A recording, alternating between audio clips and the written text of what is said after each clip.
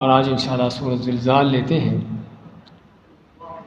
اعوذ باللہ من الشیطان الرجیم، بسم اللہ الرحمن الرحیم۔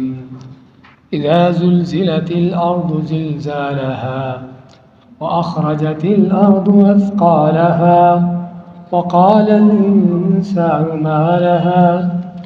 يومئذ تحدث اخبارها بأن ربك أوحى لها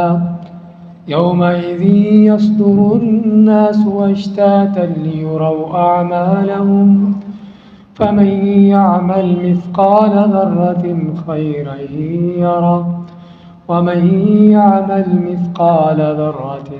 شرا يره۔ اذا زلزلت الارض زلزالها، اذا جب زلزلت ہلا دی جائے گی الارض زمین، زلزالها اس کا زوردار ہلانا، واخرجت الارض اخرجت نکال دے گی الارض زمین، اثقالها اپنے بوجھ، وقال الانسان اور کہے گا انسان، ما لها کہ اسے کیا ہو گیا، اسے کیا ہے، یومئذ اس دن، تحدث اخبارها تحدث بیان کرے گی زمین، اخبارها اپنی خبریں، بأن ربک اوحی لها کیونکہ تیرے رب نے اس کو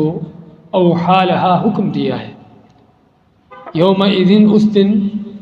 یصدر الناس نکلیں گے لوگ، اشتاتا الگ الگ اکیلے اکیلے، لیروا اعمالهم لیروا تاکہ وہ دکھائے جائیں، ان کو دکھائے جائیں ان کے عمل،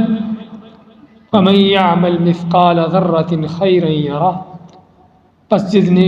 نے کی ہوگی ذرہ برابر بھی، مثقال ذرۃ ذرہ برابر بھی، خیر نیکی، یراہ دیکھے گا اسے، اصل یراہ ہے ہا، لیکن رکتے ہوئے اس کو ہا کی جو ضمہ ہے اس کا نہیں پڑھا جاتا، یراہ۔ ومن يعمل مثقال ذرۃ اور جو بھی ذرہ برابر کرے گا یا کرتا ہے،